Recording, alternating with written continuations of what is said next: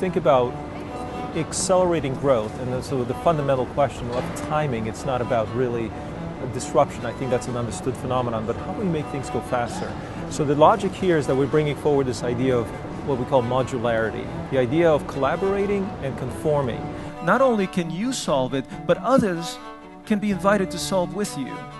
The other part is how to conform, is how to make your products fit with the customer. When the Model T was born, this is a great story, the Model T was born, and who it was marketed to? It was marketed to farmers. City dwellers had cars. They didn't need Model Ts, they had electric cars. And they had electric cars because they actually could plug them in the city, because electricity was only in the city.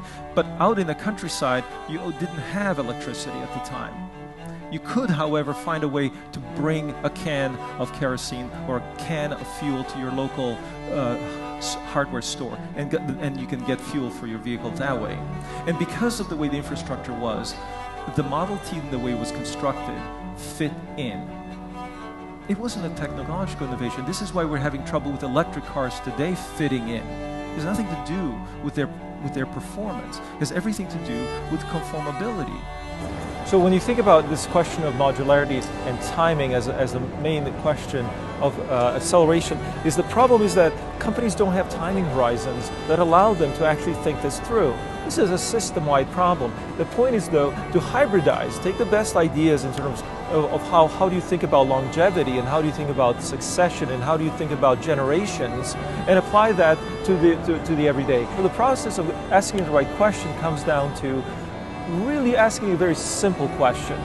The questions that are the best questions are the ones which seem to be obvious. So you should ask yourself every day, what could cause our company to fail? Number one. Number two is, how do we find the right customers?